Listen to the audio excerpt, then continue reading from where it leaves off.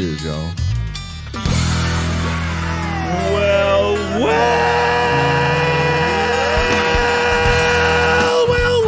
Someone's feeling it today. Welcome, ladies and gentlemen, to this fine radio program, podcast, and video extravaganza known internationally as the world-famous Hi, Mom. Smokin' and Toastin'. And normally I tell people not to yell at me, but that was all right. But you can handle that one. Yeah. It's gotten to be that thing that sort of, for me, just sets the mood. It does. Once you hear that, all right, it's time for some drinking and time to talk about smoking and time to welcome a special guest.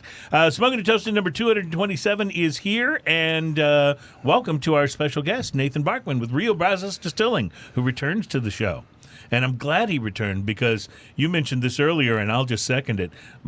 The Rio Brazos that I had is now completely gone. Yeah, I took home last time a bottle of this single barrel, and it was awesome, and I drank all of it. It was really a discovery because when you were on the show, that was the first time I'd ever had Rio Brazos, and it was a wonderful discovery. This bottle was slightly problematic too, as it is exactly. See the difference from this bottle to this bottle? It's exactly that much too tall for anywhere on my shelf. Oh, so it stayed out and it stayed in my view, and I was like, I keep drinking that. That was the problem. It was too noticeable. See, so welcome to the show. It's number 227. Today is is April 1st, so it's April Fool's Day. And Ian, I didn't mention this to you before the show, so you can either participate and do this as well, or you can just play along with me.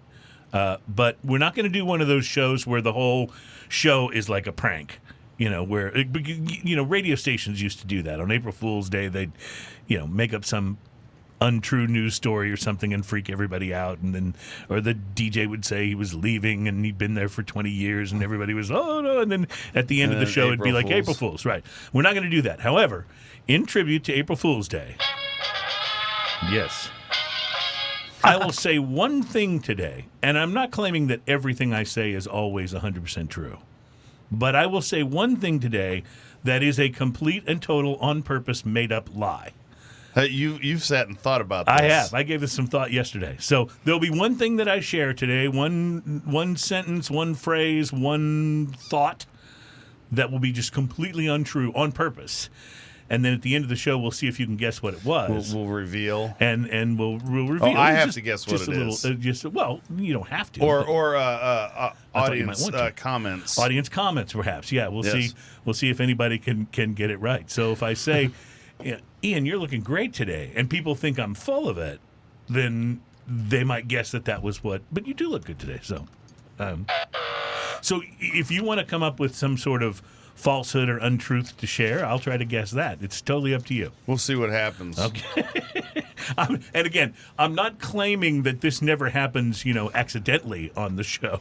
It probably happens pretty much every week on the show accidentally. But today I'll do one that's on purpose. That's why we have OnStark and Wiki That's Brian. right, because those guys correct us, and they're awesome, and it's great to have them on here. So welcome to the show. We are brought to you by MyCigarShirts.com. Great shirts, T-shirts, sweatshirts, hoodies online for you to check out if you're a cigar lover. Snarky sayings and wonderful cigar goodness available at MyCigarShirts.com, where the T-shirts start at under $20, which is pretty good because some sites you go on, you go, wow, that's a great shirt, and it's like $38. Are they working on a smoking and toasting design? Yes, they are. In fact, there's a whole new spring lineup about to hit on MyCigarShirts.com. When do I get to do the runway? Whenever you're ready. Whenever you're ready. I can't turn left though. Yeah, it's okay. What? Because your right side's your good side? The whole Zoolander thing. Okay, yeah, got it. Okay, yeah, I forgot about that. That's great. What a great movie that was. I want to say thanks to our special guests last week, Peter Clifton and Cody from the Ready Room and from Ritual.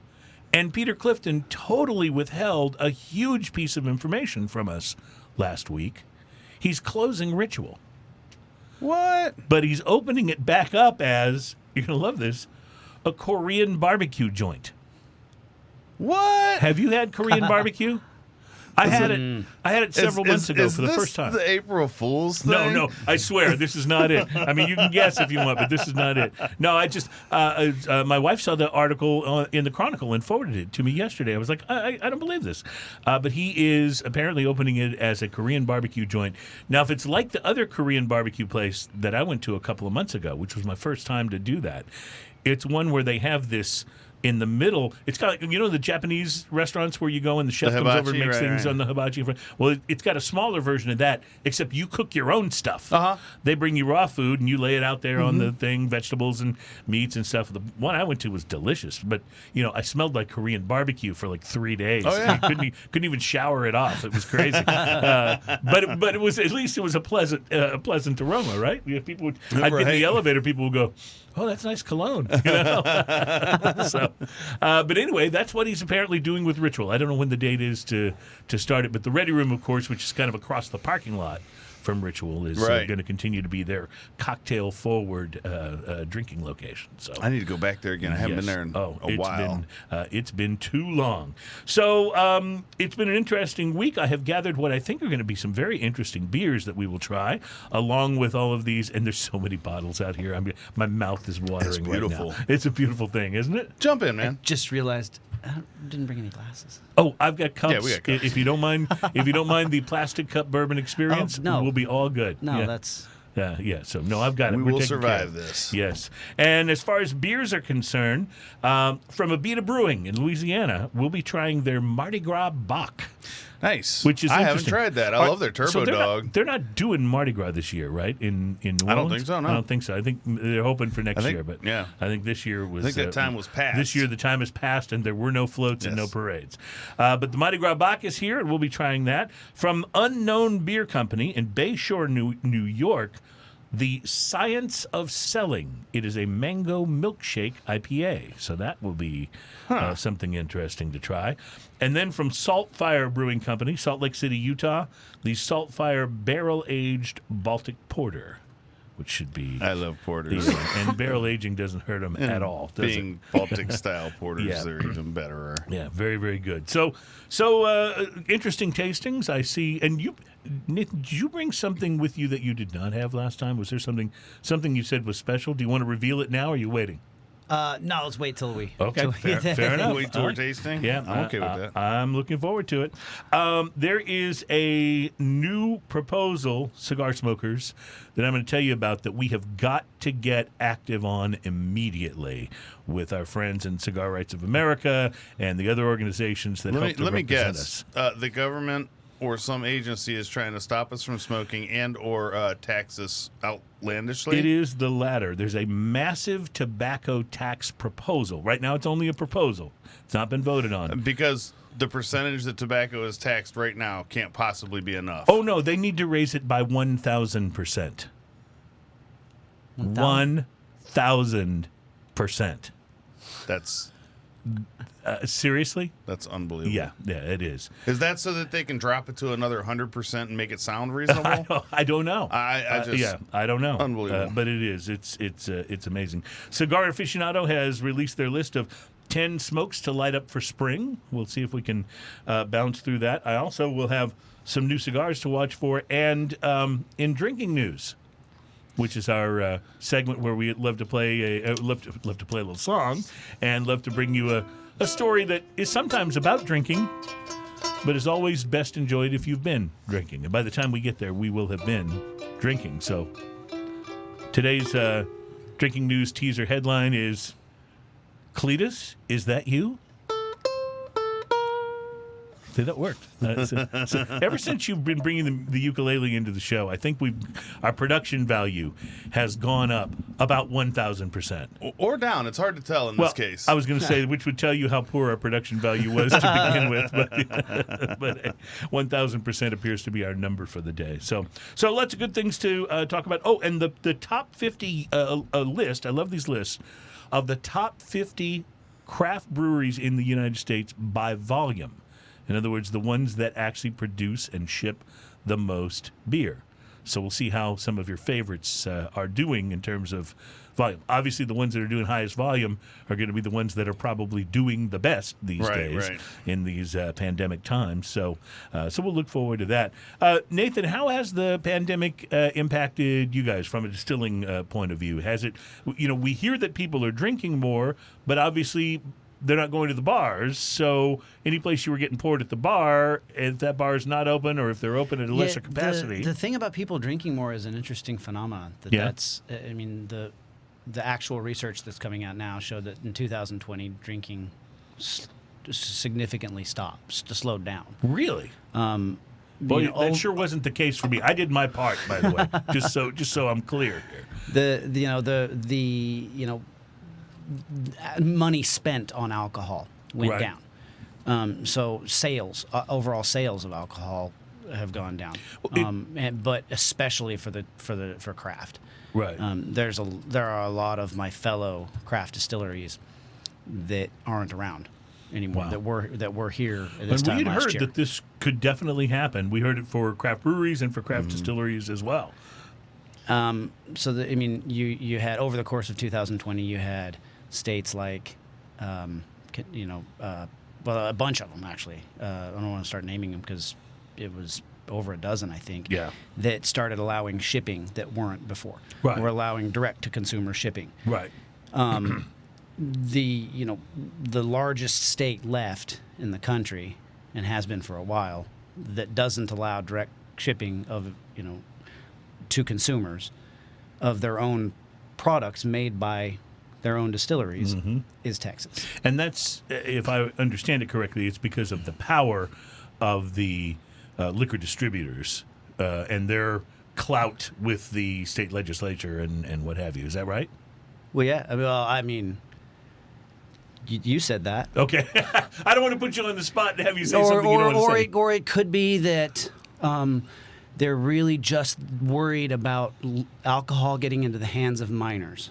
And that's why it's perfectly okay to ship beer, and it's perfectly okay to ship wine, and it's perfectly okay for other people to ship into our state. It's just illegal for us to ship to adult Americans who want to buy it. That makes perfect sense. So what you're saying is that they're really concerned about the minors in other states. Yeah. Okay, gotcha. Texas distilleries shipping their product and thereby competing with the big guys. So I have a question. Can you even get a credit card if you're underage?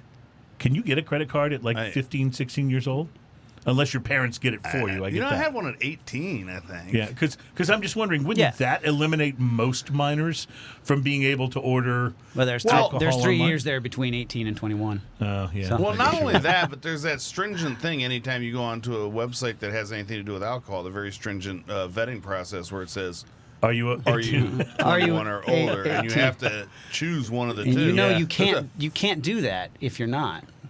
There's a 50% chance that you could answer that question wrong. I'd say there's a 50% chance it gets answered wrong on a pretty regular basis. But you're right. So that didn't happen in Texas and should have, especially after the millions of dollars that we, distilleries, and millions of dollars worth of hand sanitizer, that we gave out between. March and you guys got July. involved in that too, didn't you? Yeah, we that was really intense. A couple of months there, but eventually we ran out of distilling materials, and we gave out all of the hand sanitizer that we could. So in a case like this, if sales slow down for you, does the whiskey begin to collect? Do you begin to have more basically stored? Yeah, essentially. Okay. Yeah, that was something nice. I mean, it was nice that we were in a position to continue producing, and we also expanded our distribution into a number of other states, New York and New Jersey and North Dakota, and being. We got our kosher certification last year. So how does that impact sales? I understand what it is, but how does it? Are there places that you will be able to sell now that you wouldn't have seen much before? Yeah, Okay. larger cities, Houston, Right. Dallas, Right. Fort Worth. Makes and sense. I just didn't know how big a specifically, deal it would be. You know, New York, New York, New and Jersey, these, yeah. these cities are right? gonna, Sure, with a larger Jewish population, and you've got time when that's a consideration. So it makes and there's sense. also a large part of the population that looks for that sticker on their Right. products, Makes sense. regardless of whether Whether it's a religious thing for them or not. Yeah, I get it. So, Okay. I mean, it was not a big deal for us because everything we do is kosher. It turns out. Right. Now, I wouldn't have known this.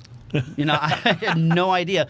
But after we looked into it, turns out everything we did was everything that you do that comes from nature. Right. That you're not manipulating in any way. So do you have to have in a rabbi? clean process. Do you have to have a rabbi come in and certify you as? Yep.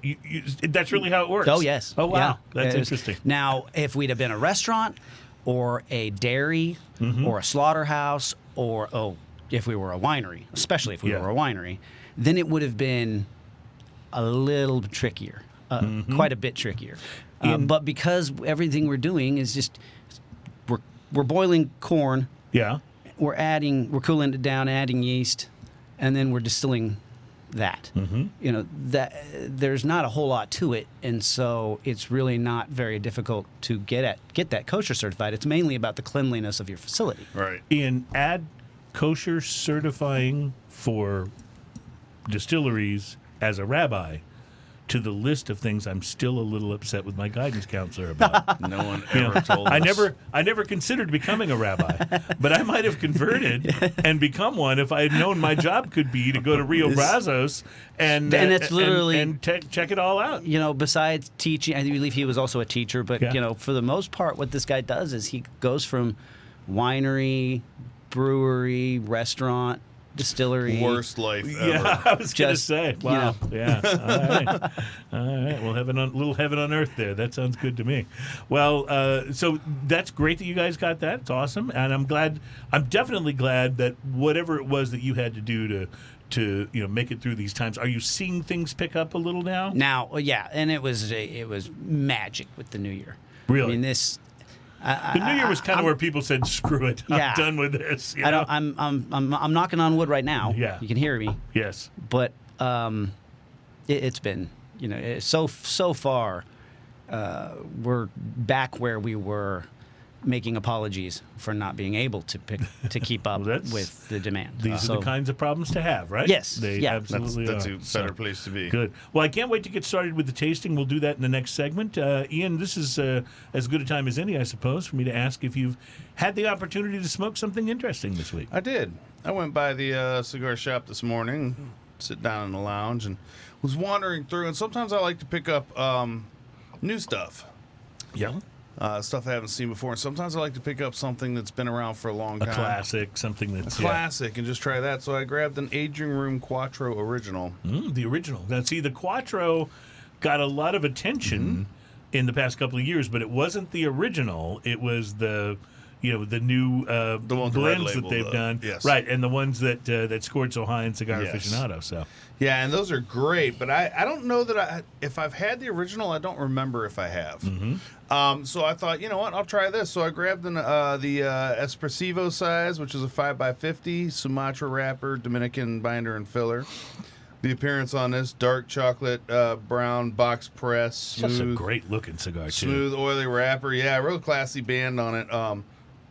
Mostly firm overall with some soft spots. The pre-light sniff on that mocha and coffee and earth, that was it. Like, pretty simple and beautiful. The pre-light draw on this, I used a clip. It was an effortless draw.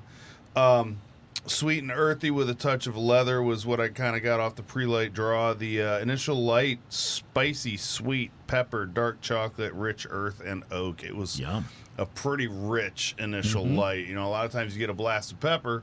Right, You and don't then it taste a lot takes of a other little things. while. Man, this thing was complex right out of the box. The first third of this, sweet coffee and mocha dominate the palate with hints of leather, earth, nutmeg, and toast with oaky dryness. Sweet peppery retrohale, solid ash, perfect burn. I want you to look at the pictures of the burn on this thing. Yeah, razor straight. This thing burned like a razor all the way down. It was crazy cool. The second third of this, big fluffy smoke, earthy flavors kind of move forward. The sweet coffee and mocha remain. Oaky finish ramped up a little bit. Solid ash. Perfect burn. I'm guessing that's going to be all the way through. Yes, the last third of this, nothing new. It was all the same goodness. Like, it was fantastic all the way to the end of that. So it developed in flavors from the initial light to the first third, and then it developed again to the second third. But then it kind of just remained, and it was really, really good. Price to quality. This is a $10.50 cigar for a 5x50. That's a little pricey for a small cigar. It's not a huge cigar. I give it a solid 5. It's everything you'd want in a cigar. It's a great cigar, and at $10.50, it smoked like a $10.50 cigar, including that razor straight burn. Yeah, love that. Well, that's awesome. So I had a very interesting smoking experience as well this week, which I will share with you when we come back. We are going to take a break. When we return, the tasting begins. We will break out some Mardi Gras Bock and whatever is first on the menu from Nathan from Rio Brazos. So looking forward to that. We will be getting excited here and back in just a moment. It's Smoking and Toasting.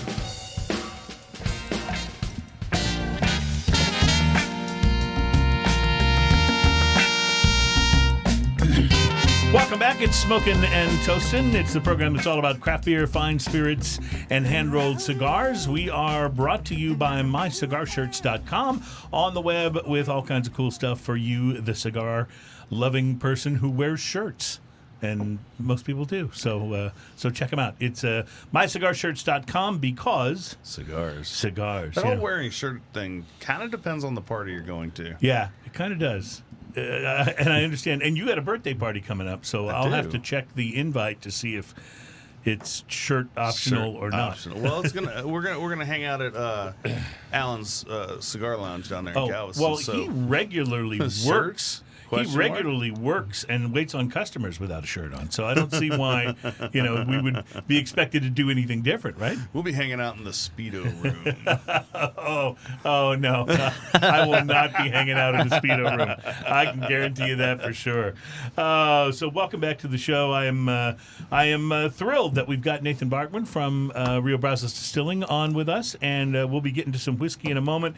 Ian, I do want to tell you about this cigar that I smoked because there's a real connection to you. Well, you said it was interesting. Tell me about it. Yeah, it really was. And there's a real connection to you because you actually gave it to me. Oh, nice. So, hey, while you're doing that, I'm going to pour beer. Oh, please do. I love the... oh, nice. That's good. I thought it was going to bounce the wrong way, but we got a good cap bounce out of the Mardi Gras Bock. No, a while back you gave this to me, and it's been in my humidor, and it was one of those things where I was kind of waiting for a special occasion. I just thought, screw it, let's do it. This special occasion is Nathan's coming on the show. It's number 227. Let's do it. So here we go. I pulled out of the humidor the Padron Serie 1926 number 90 Robusto that came in the little red aluminum tube that you gave me a while back, and it's been sitting in the humidor, and I was very excited about smoking this one. The cigar was blended to celebrate the 90th birthday of Jose Padron. Guy's been doing he's been around for 90 years and blending tobacco for most of that time. So I think he's figured out what he's doing. Padron only tells us that the number 90 is a Nicaraguan Puro. They don't give us any detailed information about the regions that the tobacco comes from. So beyond that, we don't know too much about the composition, but it's all Nicaraguan tobacco. I slid it out of this tube, and interestingly, it was wrapped in cellophane inside the tube, which I think is the first time I've ever had a tubo that you didn't pull, just a naked cigar out of it. This one was still wrapped in cellophane. So took the cellophane off. Cigar looked beautiful, flawless from the outside. Pre-light was rich and earthy with a bit of deep barnyard aroma, but it wasn't that really sort of light hay barnyard aroma. It was deeper. So I'm going to have to go back with my... Like a more fermented hay kind of and I'm going to have to go back with my word from last week. It had mulchiness. Mulchiness, yes. We still didn't figure out if that really is a word, but as far as we're concerned, it can be. So truthiness. Yeah, truthiness, right, exactly. Mulchiness. So I used a punch, and I lit up the number 90, and it was instantly awesome. You talked about this with your cigar, where it didn't take time for the complexity to show up. It was just Boom. White pepper, a little bit of leather, earth on the finish. Now, this is a smaller cigar, so I was thrilled that it didn't take, the first inch for it to start showing its flavor profile. It was there just right away. So that was really, really cool. By the time I got into the first inch, the flavor was full, big and complex. Maybe the most enjoyable first third of a cigar I've smoked all year. It was just nice. From the get-go, it was just fantastic. Really, really enjoyable. Second third seemed even richer, if that was possible. A little bit of bourbon sweetness on the tongue. Not a sugar sweetness, but more like that fermented sort of bourbon sweetness to it. A nice nutty flavor worked its way into the profile. By the time I got to the final third, I was completely wowed. What a great cigar. More leather and mulchiness, and that white pepper from the very beginning stayed consistent all the way through. Left a wonderful tang on the tongue, a little bit of saltiness to that. Awesome construction and absolutely wonderful, wonderful smoke. Now, the price is high, as you know, because you bought it and gave it to me. So for such a small cigar and that high of a price, I really desperately wanted to give this higher than a 5 because it was so good. But in the end, a $20 cigar, I just wouldn't have been comfortable paying $22 for it. You know what I mean? Yep. I would pay $20, so I'm going to give it a solid 5. And, I don't spend that much money on cigars most of the time. I prefer to have other people spend that much money on cigars and give them to me, like you did in this case. Mm-hmm. But it was, I would pay $20 for this cigar again. It was that good. It was a special occasion, solid 5. If you want to treat yourself, if you're celebrating something, this was as good as any Opus X, any Cuban that I've ever smoked. It was delicious. And see, I'm going to disagree with the last statement you made. Okay.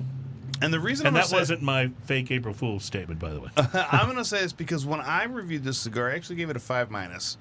A 5-. Like a 4.5-ish. So what did you take away for? The last third of the cigar got bitter. Interesting. And awkward. And it wasn't very good. The first third, everything. Yeah, the first 2/3 of this was everything you said. Now, and the last bit of this got bitter, and I couldn't finish the entire so interesting. cigar. I did not have that experience, so I didn't take anything away from it. Very interesting.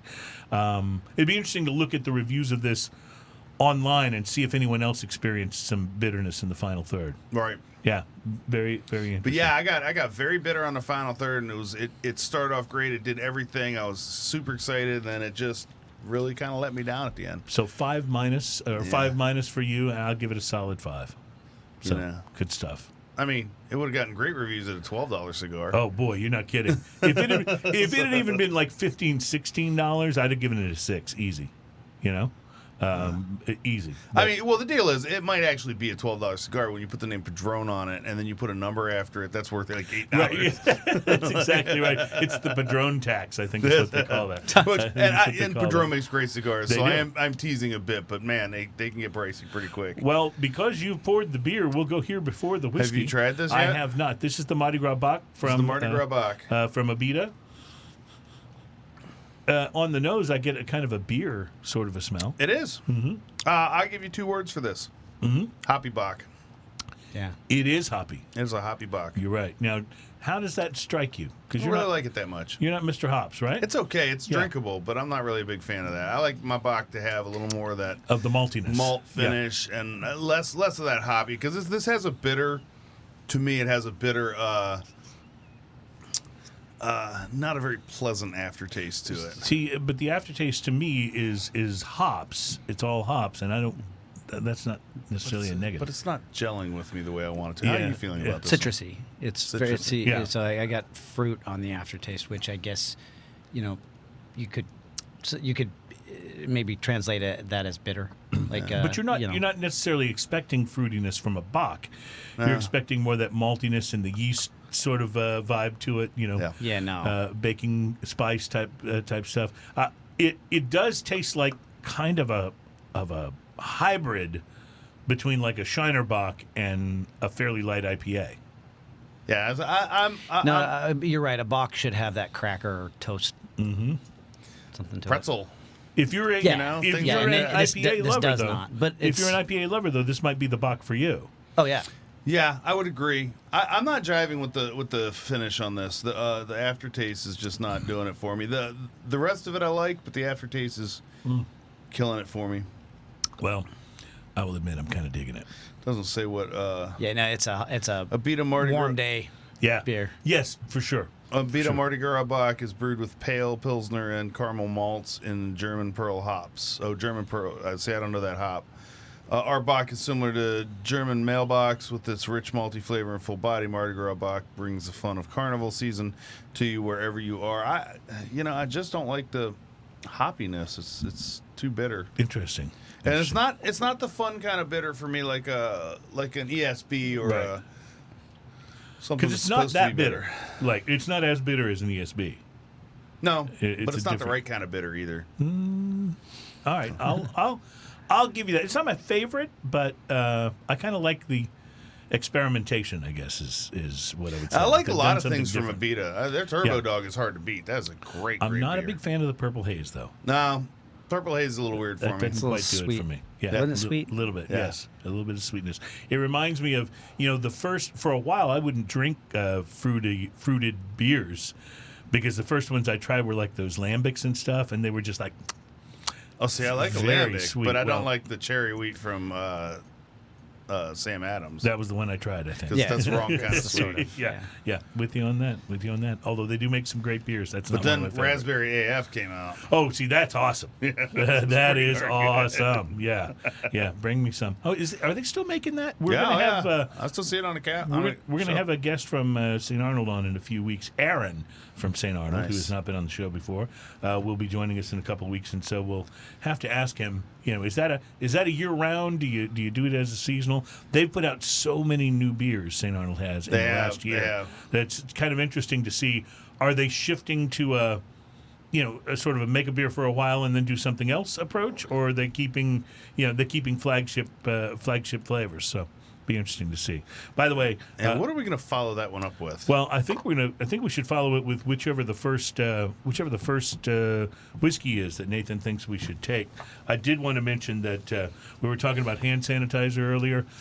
Bruce Stark in the show comment says he used so much hand sanitizer that every time he pees, he cleans the toilet. So, I did comment on that. Yeah. I said, you're not supposed to drink it. yeah, no, that's unless you're Kitty Dukakis, do not drink the hand sanitizer. So Nathan, is this one totally sealed in the wax or no? No, okay. I thought maybe, This is, I thought maybe you were taking the wax off with your hands. Ooh, I was we're going going to straight figure out to how the- we did that. Yeah. We're going straight to new and fancy. This is actually not a. This is not a bottle. This is not a packaged whiskey. This is Okay. a. Well, I see that it's a masking tape whiskey. Yeah, this is a barrel sample I just took on the way out the That's door. a new kind of label. Nice. I was late getting here, and I just stopped and picked up the barrel sample. I'd forgotten to get this. This is one of those things that is just think about the ability to do that. Oh, I'm running late. What can I do? Hey, just give me a sample of that barrel right there. I'll take it with me. Where exactly Wonderful. is your distillery located? College Station. College Station. That's right. Okay. So it's like 5 minutes from Kyle Field, which is the Right. largest stadium in North America. But 5 minutes right behind that stadium, and you're in the country. Are you an Aggie? No. Actually, I graduated from New Mexico State University. Mm-hmm. So, yes, I am an Aggie. Do you wear? But not a Texas But Aggie. in that town, you just don't. It's just Right. easier to say no. Do you have to wear? Do you have to wear maroon on game day so people don't look at you crazy? Because Well, they will. I do because that It's your town. You're participating with the. it's so fun when you get to, I mean, once you get into it, when you're on the maroon side Mm-hmm. at Kyle Field, and you're stomping and spitting and yelling I mean, you really get. I get into it. Yeah, it took It's me a year or two to crazy get up into there it, but on a game day, it's absolutely insane. There. I know that I will get some flack for saying this, but I actually go so far as to when I'm driving up past College Station, when I'm driving north from Houston, I actually stop a mile or two before and make sure I put on something burnt orange as I drive through. Oh, you're just pushing buttons. Yeah, that's my plan. You know, if I forget to wear it out of the house, I will stop and change clothes before I drive through. It's you got to do what you got to do. There, right? The school loyalty between people that I've met from Texas A&M and Texas University of Texas. Yes. University of Texas is what I was trying to come up with. Is unreal. I've got a friend of mine whose mom went to University of Texas, and in his living room, he inherited her burnt orange piano, and it's a grand piano. It's not like, I bet it's a sight to see, isn't it? Oh, it's a burnt orange grand piano. Oh no, I will say this for Aggie, and my brother's an Aggie, which is one of the reasons he one of the reasons you have to tweak his nose. Right, yeah. So one of the reasons I'm always like messing with him about it. But the reality is, I don't know of really any college where the fans are more crazy loyal. Yeah, absolutely true. I mean, people are just nuts up there. Maybe like Ole Miss. If you're going to be a farmer, I guess it's. And that's the thing about it's a wonderful diversion. It's living in that town too. You feel it. Really it's a sense of community. There's a reason. It is definitely an us versus the rest of the world. There's a reason that it's the only college town that I know of that has the word college in the name of the town. Oh yeah. You know, they take it very, very seriously. Well, speaking of taking it seriously, tell me about this barrel. So we wanted to make a malt whiskey, and we'd never made one before. Okay, so how does that differ then from what your normal process would be? Like for instance, this is 70% corn, right? 15% malted barley, right. And 20% wheat. Okay. This bourbon, and same with this bourbon. That's our bourbon. Kind of your standard, yeah. We wanted to make a single malt, which means all malt, all from the same distillery on the same day. Right. For those who don't know, when you say single malt, and you'll hear this thrown around a lot with scotches and stuff, they're telling you two things. They're telling you it's a single house that it was made, a single place, a single distillery or facility, and that the primary is malt in the mash bill. So MBS Seeds is a seed company in Texas. They've been around for forever. They acquired the barley malt from Mustang Malts in Denton, Texas. Right. They're the actual floor malting facility. They malt two-row barley for breweries and distilleries in Texas using barley malt that was grown by Texas family-owned farms. That's awesome. So that's Very a cool. big part of all farm to bottle. Right. Yeah. That's part of the corn and the malt and the wheat that we're using in all of our spirits are certified grown in Texas. That's awesome. But this all came from one batch, one crop of two-row malted barley, all malted at the same place in Texas, and then we took it and made we have to do four cooks, four mashes, right? Then distill each one of those mashes to what we call a first run, so that we get a bunch of low wines. We usually blend those low wines with the faints from our previous run. So a lot of the character and body comes from in a whiskey. This didn't have any faints because it was the first time we'd ever made it. Right. So there was no faints from the previous run to put into it. Yeah, makes sense. So instead of filling 4 or 5 30-gallon barrels like we would normally do, we only filled 2 30-gallon barrels. That's all the whiskey that we made with it. And then it sat for another 9 months. And then we got in some number 2 char 53-gallon barrel. And we'd gone back and forth about it because in the United States, if you try to make malt whiskey and you put it into a second use or a used oak barrel, the way that you would in India or Scotland or anywhere else they make scotch, right? Then it's whiskey. The technical term for that is whiskey distilled from malt. Right. It's not malt whiskey. Malt whiskey. You can't call it malt whiskey in this country because it wasn't put into a first-use charred oak barrel the same way as bourbon or rye whiskey. So in this case, it was a first-use charred oak barrel. Because we transferred both of these barrels into a larger 53-gallon barrel. Okay. And they'd also lost over that, lost quite a bit of volume over that 9 months. So all but about 4 gallons fit in. So there's 4 gallons left in the other barrel, and then the rest is this. Is in that bottle. Okay. And we already sold the other barrel, the 4 gallons. We're releasing that here in next month, and all of those bottles are spoken for. Okay. Oh, how neat. Right. So, well, I'll tell you, on the nose, it's actually surprisingly, for all the talk of malt, it's actually surprisingly like a rye or I still get a little bit of corn on the nose. huh? I get a minerality on the nose. Maybe I'm confusing it with that, but it was I was expecting, from what you were saying, I was expecting this really malt forward, and what I was getting is more of a sort of standard whiskey vibe on the nose. Really delicious. That's the thing. That's what we're really starting to learn as this stuff ages. Interesting, and I'm going to use the term here, but I mean it in the best way. It has kind of a bitter sweetness to it. Mm-hmm. Yeah, that are really exactly. like bitter sweetness, like a dark chocolate has, and there's a lot of chocolatey notes. I was going to say, I'm getting some chocolate notes for sure. And a lot of that has to do with the charred oak. That wasn't in our tasting notes from a year ago. A year That's ago, all after picked up it from had the barrel. only spent 3 months in a number two. A number two is a very light char. Right. Some of the main, your mainstream bourbons. Do you know are that? What's made how using many that, seconds of burning is a number 2 char? Do you remember? I can't remember off the top of my head. I think. I'm not going to say. I'm not going to say on this 30-second range or 40-second range or something. I'm not going to start lying on this radio. There's people out there that know, and you could always be joining with us on the April Fool's prank, and that could be your thing where you said, that was my lie. Yeah, no, on the that show was today. yeah, exactly. Yeah, but that's. I tell you what, it's got such a distinct upfront whiskey hug. It doesn't wait to come back around. No, it's right there. You get it right away. It is in a wonderful way. It's punchy. It's punchy right up front, flavor wise too. It's very bold flavor overall. This is a very bold whiskey. Yes, it is. That's the right word. But also in a good way. It's not bold like it makes you jerk back and go, "What did I just do?" Oh no, it's very flavorful in its boldness. I mean, you're right. It packs a little bit of a punch, but the second that begins to recede, your mouth just begins to perceive all this flavor. I probably should have pointed out the probably 121.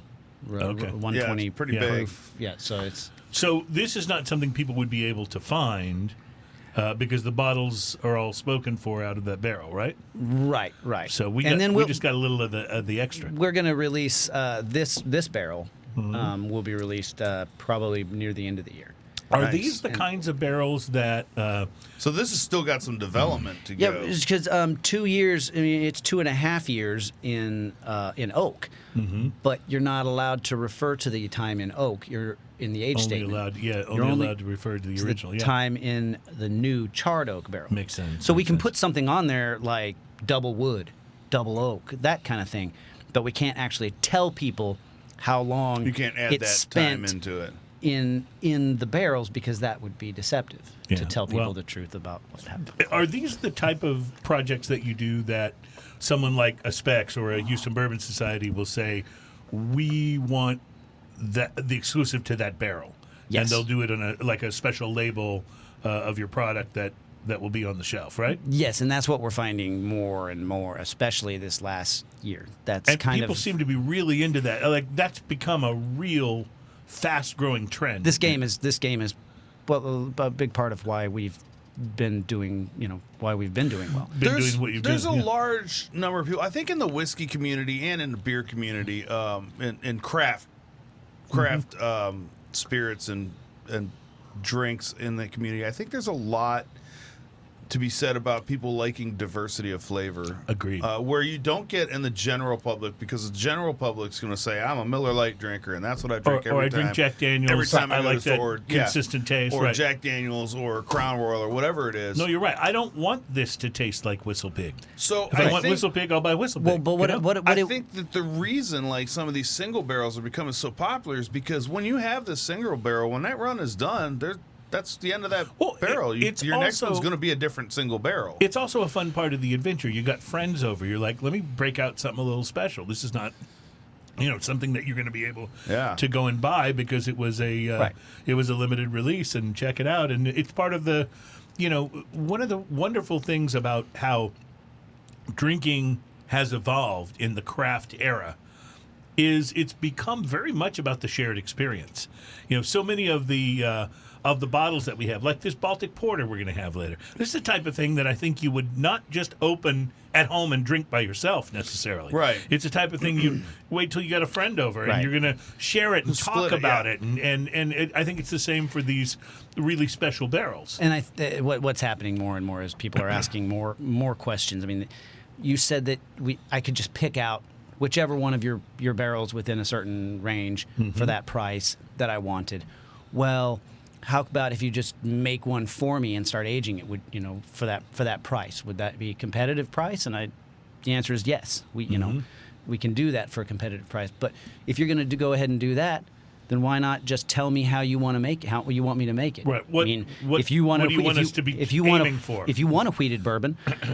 Then why 20% wheat? Why not 40%? Why not 49.5% wheat in the bourbon? Make it as wheated a bourbon as you want. We'll sit that back and age that. And while we're at it, let's put your name on it instead of mine. Mine has to go under distilled by. Right. But we can, we can co-brand something like this. Yeah. In which case, if you're selling that at your bar or your restaurant, then why shouldn't you, benefit from selling that? Put your name on it. Put your name on it. I love it. Yeah, this is how I'm loving seeing the business evolve. It's really awesome. And that's not 8 years ago. That wasn't when it was brought up to me. I said that's not how the business works, and and it wasn't. Nobody would have. But it's becoming more and more now. When we started this 8 years ago, that wasn't a thing. A thing. Yeah. Now it's something that everyone's asking about. Love it. All right, we're going to take a break. We're going to come back and taste something. We have a short segment coming up. We'll taste something right at the front of that. So go ahead and pick something good, and we will be right back with more with Nate from Rio Brazos Distilling. This is just really outstanding.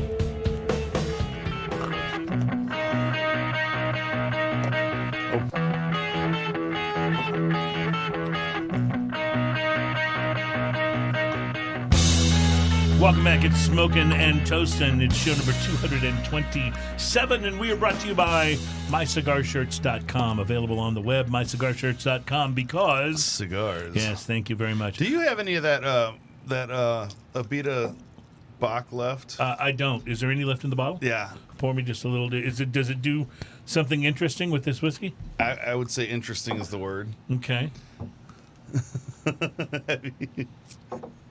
Try. Mm-hmm. Watch what your whiskey does to this beer.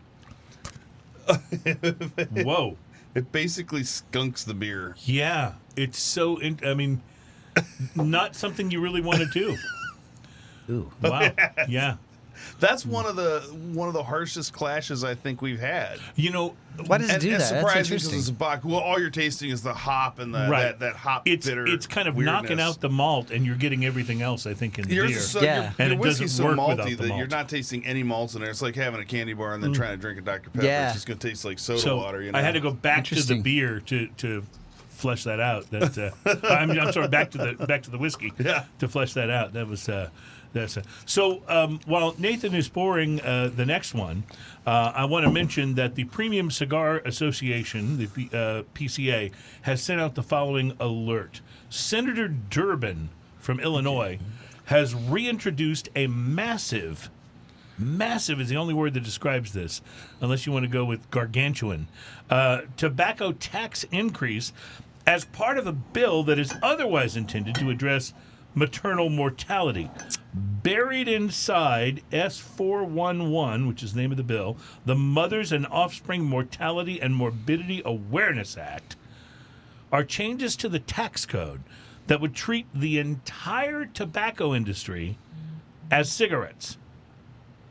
That would result in an estimated 500 to 1,000% tax increase for premium cigars, depending on the size. And a 1,650% increase on the tax for pipe tobacco. Unbelievable. Yeah, it's amazing these things actually even get proposed. It's just, I mean, it's absurd. I have to think that there's an underlying, there's an angle there. There's an underlying angle there that they're going for, because he's got to know that they're not going to do that at 1,000%. Right. But he's got to think, well, if I propose 1,000%, maybe if it's buried in the bill. Maybe See, this, maybe somebody doesn't read it. Yeah, I mean, but also your point.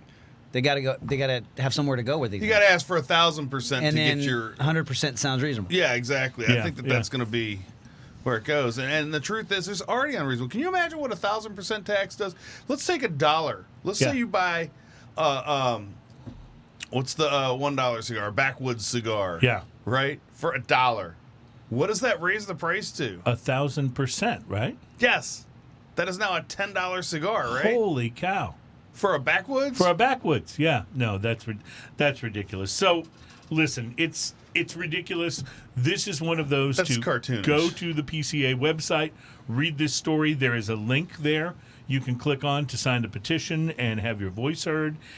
Contact your congressman, and we'll have Trey Boring on the show in a few weeks, and he will tell us what to do, what the best way is to fight this before. Yeah, it this is a becomes great thing. time to get him on because, I have words for that particular. Isn't it just so interesting to me? Like, we just dodged the bullet on all that other regulation for premium cigars. And now, boom, like not even, 3 weeks later, here comes this. And this is what they have to be worried about in 2021. Yeah, this right. Is what of all the things that they need to be worried about, it's not about, and let me just, I know this is a short segment, but let me just say this. It's not about getting vaccines into people's arms. And let me just say, I just had my second shot. So I'm fully vaccinated now, and if you're one of those people that's been, reading the conspiracy theories on the web that says it's going to mess you up, I am fine. I'm thrilled to be vaccinated, and one of these days I may be able to go outside without, wearing a mask and hang out with my friends and drink and have a birthday party. You have like a left foot growing out of your neck. That is true, out of my ear over here. But that's normal. I had that before. I think I saw that before. So I got my first shot just the other day. So I'm like behind you. And how you doing, buddy? Like you? So far, I think I'm okay. Yeah, you don't look like a mutant Ninja Turtle. But anyway, I'm just saying, don't buy into the hype. It's just fine. So now we have a clear spirit, Nathan. What is this? Oh, this is my whistle stop. Okay. This is the very first thing we made. Is our corn whiskey. Right, and this is something you can get in stores and stuff. Like this is not a specialty product, but you went ahead and released this and said we just made it clear. Yeah. This is our no color to our this. very first product that we made in 2013. Right after we started making it, right after we were approved, literally the next day. So that's whiskey. That's straight up whiskey. It's straight up as straight up as it gets, but it's really delicious. It's not trying to be anything else. Right. It's clean and clear, and this would be great in cocktails. I would think. Well, I was going to ask, how does this mix? That's its forte. Its niche because it has a whiskey flavor. Now you're not getting the flavors. You're not getting like the chocolate, the and a whole bunch of vanilla and all that other stuff. Char. But it does have very corn forward kind of sweetness to it that's pleasant. The red Manhattan. Basically, you want to use the Fee Brothers, any kind of a standard bitters, and then. Just make a Manhattan in the proper light. It's red, so they call it a red Manhattan. Several restaurants in College Station that have that, and they'll call it a red Manhattan or maroon Manhattan. I was going to say, put some purple food coloring in there or something, and you'll sell more. Under phosphorus light, fluorescent lighting. Yeah. It's a pink Manhattan, but hey, it's close enough. Under fluorescent lighting, my hair looks purple. Makes, but with if you're putting a tonic, it backs a tonic. It's not really nice, yeah. Like it's got the same volatile oils that you have in a good gin. That back the tonic. Right. If you've ever had a vodka tonic, you know that's poison. That's freaking terrible because there's no oil to back the tonic. Right. I know there are some people who drink that. God help them, but this just you actually into a martini. Exactly. That's the idea. This you can put into it with the tonic and the oils, because the oils will back the tonic. So yeah. this is not unpleasant to drink by itself. No, it's not. Right. No, it's not at all. It's actually quite good. And almost by the lack of character, it stands out as its own kind of character. It's kind of interesting. I'm not trying to. It feels, it tastes very pure. Yeah, it's very people simple. will use terms like popcorn, Pop Tarts, corn pops. Right. The sweetness is artificial. There's no sugar. There's nothing in any of my whiskey besides whiskey and water. But those corn oils, without any of the wood, without any of those oak lactones, tricks your tongue is tricked into thinking it's sweet. that there's sugar somehow working on my palate. It's not. It's just oil. What does this retail for? This, I believe, is $30 at your big box store. So and this would be a great addition to the bar then for making cocktails. $31 in the corner store. Love it. Yeah. Love it. All right. So this is a short segment. We're going to take a break and come back. We have a lot to get to yet, including liquid bake sales that have been going on, raising funds for Texas Craft Brewers Guild. We'll tell you about that, how you can get involved. And, of course, we're about a segment away here from drinking news, which is always fun. So stand by, and more whiskey to taste, too. More whiskey. As well as a mango milkshake IPA. We'll see how that pairs with the whiskey. Coming up.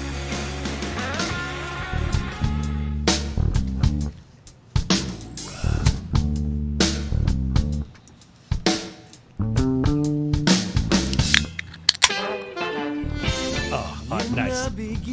Welcome back. It is Smoking and Toasting. I just love, we wound up having to change about, 50, 60 shows ago. We wound up having to change all of the music on the show just because of concerns over, broadcaster or streaming rights to certain things. So all the music on the show we have permission to use as a stream. And I got to say, I love the music bumpers we're using on the show right now. It's just super fun. It's some groovy stuff. Speaking of music, I don't usually pay that much attention to the Grammy Awards, but I wanted to mention this. My wife wanted to watch it this year, and I usually am like, Grammy. We did watch it, and I have to say, Grammys this year were really entertaining. I actually have a new favorite, band of the moment. Ian, are you familiar with the Black Pumas? No, I thought you were going to say Megan Thee Stallion. Well, she was on it and all of that. But listen, the Black Pumas. I have so many problems with Megan Thee Stallion. The Black Pumas. Oh, yeah. Well, yeah. Sorry, Black Pumas. Yeah. I wasn't aware of them until I saw the Grammys, which is why I got to give the Grammys some props for actually exposing me to some, because I pay a lot of attention to music, but I had not checked these guys out. They performed. They were fantastic. It was kind of like you split Gary Clark Jr. into two human beings. That one's yours. And then there was, oh, no, I'm wrong. Adam, did you already take your beer? Okay, he's got it. It's kind of like they split Gary Clark Jr. into two guys. One was like this older white guy that plays this badass blues guitar. And then the other one was this super charismatic, short dread black guy with an amazing voice, just soulful, one of the most incredible vocalists I've heard in a long time. They're funky and they rock, and it's awesome. And I have to say, I was really surprised for the entire show at how good all the performances were. Mickey Guyton, Taylor Swift, DaBaby, although I hate his name still, but the performance was great. Haim, however you pronounce him. Megan Thee Stallion, Cardi B, Brittany Howard from Alabama Shakes, Chris Martin from Coldplay, Harry Styles was great. Silk Sonic, which is Anderson .Paak and Bruno Mars, and a couple. They were great. I'm telling you, every one of these was absolutely fantastic. And I can't remember the last time I watched the Grammys and thought the performances were that good. After the Grammy talk, and the amount of people that were surprised that Megan Thee Stallion kind of looked like a stripper. Oh, that shouldn't have surprised you, but hello. Yeah, exactly. In any case, anybody home there? I'm going to have to rethink my take on the Grammy Awards because I've been pretty, dubious about the Grammys ever since they gave Jethro Tull the Best Metal Grammy in 1987. That was an awkward one. I mean, Jethro Tull should get some stuff because they're awesome. awesome. Oh, they should, yes. But that was but awkward. Not Best Metal Album. Yeah. That was Anyway, so it's just you can watch. Here's the great thing. You don't have to have actually watched the Grammys. All of the clips are on YouTube. So go and check out the Black Pumas. I'm telling you, your new favorite band. I love these guys. They're absolutely awesome. So, all right, we have poured some beer, and this is the mango milkshake. The Science of Selling. The Science of Selling from Unknown Beer Company in Bayshore, New York. Destination Unknown Beer Company. What can you tell us about this, Ian? New England IPA brewed like with mango and lactose. It definitely has that lactose it really, silkiness to it. Really smells like a smoothie and mouthfeel, right? Mm-hmm. Oh wow. Mm-hmm. It tastes. There's a picture of a mango like a mango smoothie. That's exactly what it tastes like, and it tastes pretty much exactly like that. It's sweet in a good way. I think it's delicious. What do you think, Ian? It's nice. I like it. It's also an oddly high 7.2%. But does it have IBU listed on there? Sometimes they. I don't see an IBU on there. Sometimes they do, and sometimes they don't. Yeah. It tastes really bitter, but it doesn't have that. But it's not bitter like that fruit Bock beer that we had a little while ago. But I still think it's a hot bitter, though, isn't it? Yeah, but it's a hot bitter, but it's not that. It doesn't have quite that. I'm missing the adjective. Because of the lactose, that dryness on the right. on dank or pine cone. Yeah. Well, because of the lactose that's in it that it's brewed with, it has a mouthfeel that really is kind of like a smoothie. Yeah. You know, it really is. You almost are expecting. Look to find, at it. It looks like a smoothie, but it's not sweet. You're almost expecting to find pulp. You know? Yeah. You're right. It's not sweet. It's got a definite hop bitter to it that I think is really pleasing. That's really this is well delicious. done. Yeah. I like that. You liking it? I will say that I've become less fond over time of brews that use lactose. I just find that some of them are just like I would have liked it better without the lactose. In this case, I think it totally works. Well, we go through stages where you got to try things, and the whole craft beer community has been trying so many weird things that we finally figured out some stuff that doesn't work, I think. And we're narrowing it down to going, oh, this actually is going to make sense by the time it's finished. Yeah. So lactose you'll find in a lot of more fruity, or you'll find it in a lot of bigger beers, because it changes the mouthfeel substantially, makes it bigger, and it I think in my experience, and I don't. I'm not a brewer, so I don't know, but it also tends to tamp down some of the bitter flavors and kind of accentuate. It's kind of like adding milk to something in certain ways. Right, like if you added to coffee, it for example. smooths it out and takes some of the bitter out of it. And, Right. I think it's delicious. This is almost like a breakfast shake. Except it's 7.5. If you ever taste here's the thing, though. Look in there. I mean, you can't see through the. It's got some chunky stuff going on in there. Yeah. Does yours have all that? Is it pulp? I don't know. You may have gotten more chunk. I think you were the last one poured, because I don't see that in mine. Oh yeah, this is chunky. Well, maybe it is pulp. I've never understood the concept of the orange juice where they filter out the pulp. Why? Pulp is delicious. I buy high pulp. Well, and most of the orange juice that has pulp in it that you get at the store is added. Oh, they add pulp to that? Yeah. Really? Yeah. Oh, well, I wonder if they added pulp to this. I used to go up to Harry's cafeteria. They used to do the fresh squeezed orange juice right there. You watch them putting the oranges in one side of the machine, and the orange juice coming out. It's really good. Yeah, that's really good stuff. That's not what you get at the grocery store. How about Tang? How much of that is real? If you go to the Volcano too, they do the fresh squeezed oranges. Yeah. And then they'll make their screwdrivers out of it. They do frozen screwdrivers out of that. Darn good, isn't it? And that's a badass screwdriver. I love it. I don't often order a screwdriver, but that's a place to do it. Yeah, absolutely. Yeah, for sure. Nathan, what have you poured us next? This is the boxcar, isn't it? Boxcar. Okay, let's show this. This is my blended whiskey. Ian, maybe you can show this. You have a better angle to the camera than I do. I do. This is the one. This is the first one I had, and I had this before. I came remember on the show the first time. You actually brought it onto the show, and we loved it, as I recall. Yeah. So Absolutely. Is this kind of like your flagship whiskey? Would you say? No, it's not flagship. We don't really have a flag. I guess if anything was going to be a flagship, it'd be the maroon label. Did I miss the it? Texas bourbon whiskey. It has been on and off our bestseller. Okay. Blended whiskey just sells. Yeah, I think my wife picked me up this because it looked interesting, and she brought it home, and he was like, "Look what we're gonna try." And I loved it. The only whiskey that we sell at 80 proof. It's kind of made for the tailgate. Yeah, is the idea. Well, did you poured this already? It is very easy. Oh, I'm sorry. Drink. Yeah. Did I not give you? I passed one to Adam. Sorry. I have one. You may have to pour one for yourself. Do you need more cups? We can get more cups. Oh no. I got it. Okay. I love this whiskey because it is just so easy to drink, so pleasant. There's nothing about it that takes you back or gives you pause. It just floats the price right point down on this. This is, if I'm not mistaken, 35-ish. 30. 30-ish. Yeah. And it's delicious. I think in Houston it usually ends up being 31. Yeah. Yeah, so bang for the buck. This is one of those where you can have something local made at a great price point that you can always bring out. It's at a price point where mixing it's not a problem. You don't feel guilty about it. You don't get the mixer's guilt, so to speak. Well, yeah.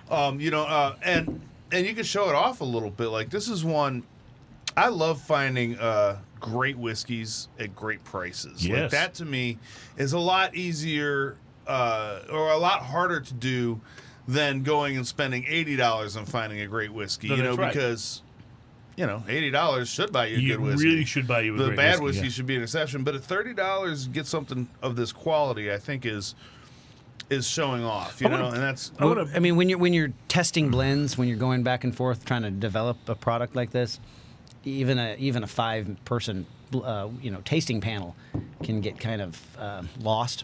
Yeah. So we were making old fashions with this. That's what we.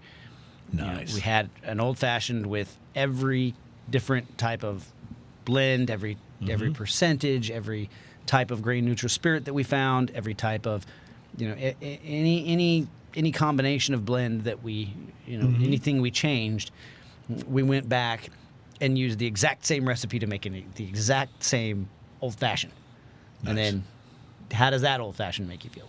Nice. Right. This has, when you take a sip of this, it has a very soft start to it. Yes. And then it finishes with a hard minerality that I really, really like. It's almost like it gets dryness. Bigger. Yeah. It's almost a dryness to the finish that I really enjoy on it. And it's not a bunch of weird or outside flavors that you wouldn't expect. It's just good. Ian, you said something interesting that I want to go back to because it speaks to what happens, I think, so often when you're standing in the aisle trying to choose something. You said your wife bought you this because it looked interesting.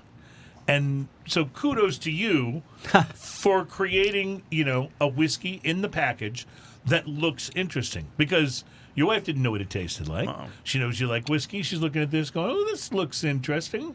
Maybe he'll like it. I'll try it. Like, how often is that the deciding factor that gets your whiskey chosen instead of another one on the shelf? That I really like that because, we started making the bourbon a good 4 years after we started. When we first started, and Whistle Stop and Boxcar and even College Station, this is my design.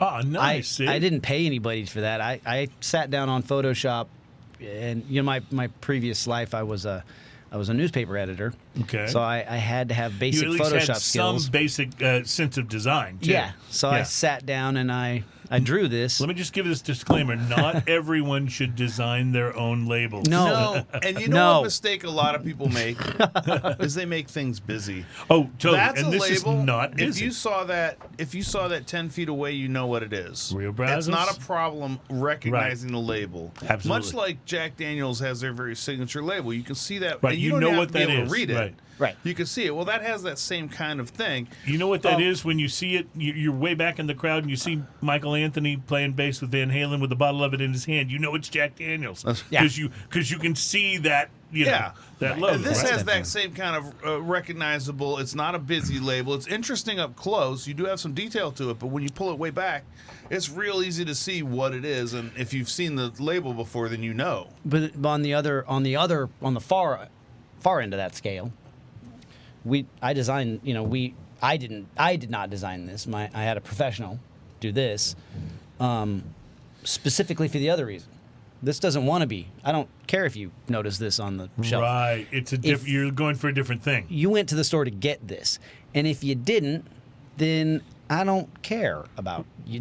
I have very few people who are willing to pay quite a bit for my whiskey. That one's in the $60 to $70 range. Is that correct? 50. 50. Okay. But it's not going to be as much of an impulse buy as this is going to be. Exactly. Yeah. This is for the tailgate, and we have people that win specs, or I shouldn't say when your local liquor store sells out. Yeah. I get calls on my cell phone or at my distillery saying, "Hey, are you guys going out of business? Or you guys? We're working on it. I'm going as fast as I can, man. Making the whiskey. You need a shirt that says, "I'm distilling as fast as I can." I'm working on it. This is the boxcar, your standard boxcar, and the first one I was introduced to is a whiskey where if you're a part-time or even a novice whiskey drinker, or you just like to have one on your shelf that's interesting, local, fun, and you can give it to anybody. I think this is it really is a great foot in the door whiskey because it's very friendly on the palate, but it's also interesting enough to where if you have an experienced palate, it's a good whiskey. Yeah, it really is. And that makes a difference. It really is. Yeah, and that's the idea is that we wanted to make something that wasn't going to scare. Right. This is not a scary whiskey by any means, but it is delicious.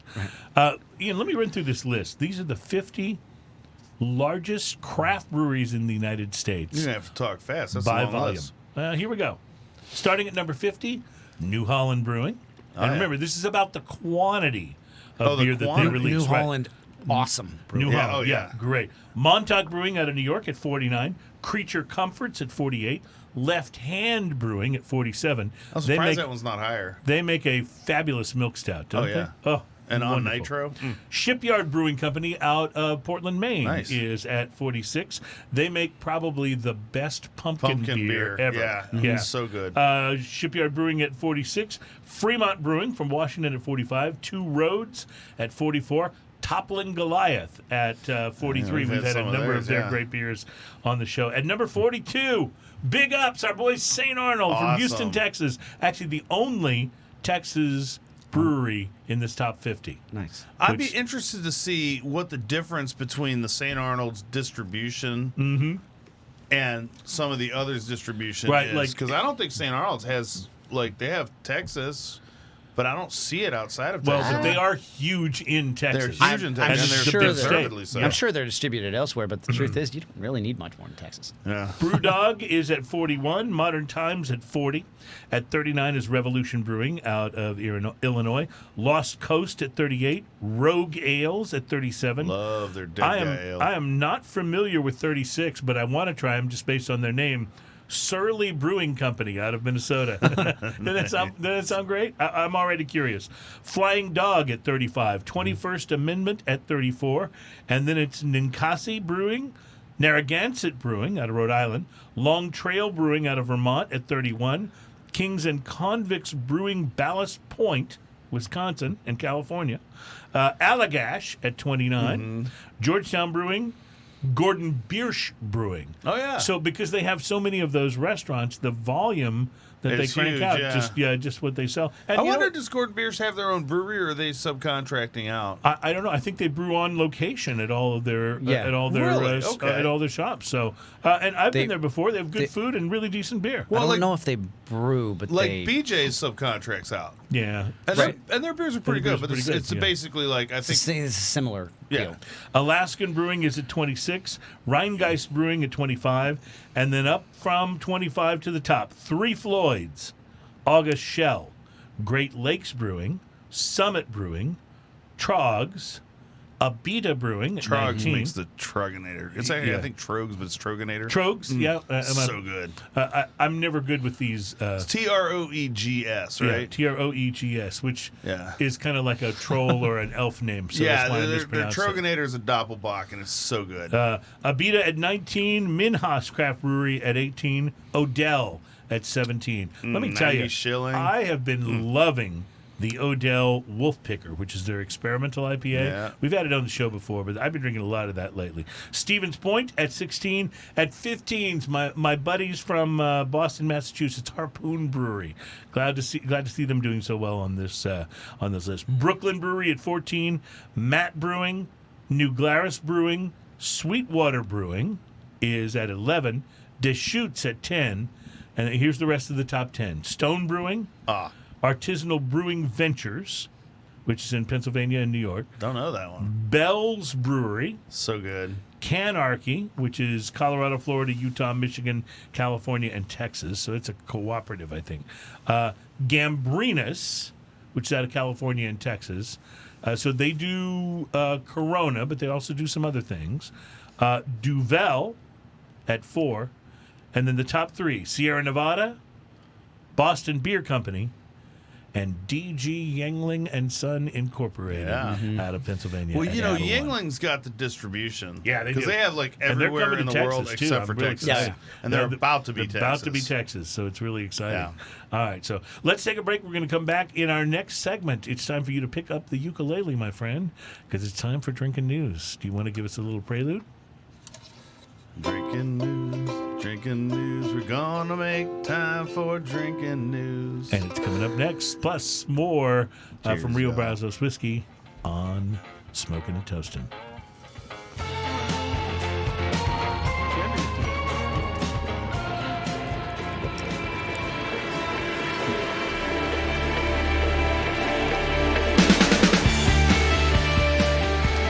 Welcome back. It is Smoking and Toasting. It's show number 227. We are brought to you by MyCigarShirts.com. Thank you to all of those of you who have gone there and supported our sponsor. They have great shirts, and you'll love them, and they're not expensive.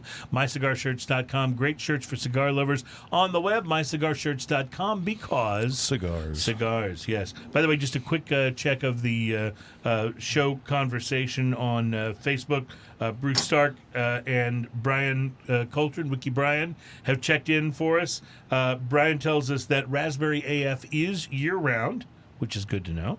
And he also says that number 2 char is 30 seconds. He says, does that seem right? 30 seconds? Yeah, okay. Yeah, that sounds right. All right, that makes sense. That would be in the ballpark of what all right, yeah. the guy stands there for. Right. Before he puts he's got it looks like a trash can lid. Right, and exactly. puts it over the top. Yeah. And to smother it, yeah. All right. So thank you guys for helping to keep us on point here at the show. And this is our second to last segment. In the final segment, I will reveal what my big lie was. And I'm not saying it's happened yet. I'm just saying I'll reveal what it is or was in the final segment. So so thank you guys for joining us. It's time now for a part of the program that we love to do. It's always fun to share stories about drinking. Sometimes it's just fun to share stories that are good to listen to if you've been drinking. And we've definitely been drinking. I'm enjoying this boxcar. My friends, it's time for Drinking News.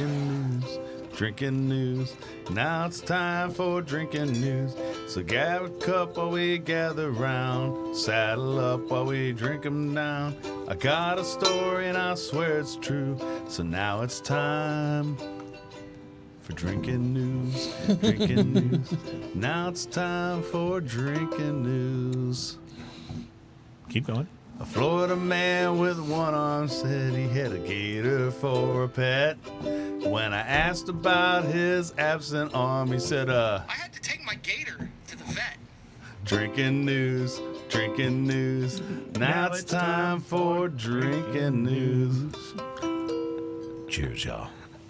I'd just like to say that occasionally... Oh, you haven't witnessed that yet, have you? No, that was awesome. I have to say that on Drinking News, occasionally I will drop back and pick up a Drinking News story from a previous year if it's just good enough to share. Oh, drinking news I don't think has to be No, current. it does not have to be something that happened this week. In this particular case, we're going back a couple of years to 2018 when a Florida man... Drinking news, drinking news. Now it's time for drinking news because he said a Florida man. Yeah, a Florida man who, in all fairness, actually could have been a Georgia man. Looks like he had taken the award for worst but bizarrely effective disguise of 2018. After police say he tried to obscure his face with a bottled water wrapper and then broke into a St. Mary's GameStop. St. Mary's is on the Florida-Georgia border, or to invoke a bro country band name, the Florida-Georgia line. So the burglary happened at like 1:19 in the morning at a GameStop location on Georgia Highway 40, according to a Facebook post by the St. Mary's Police Department. And if you take a look at the photo, you can see that maybe he wasn't the brightest disguise man ever.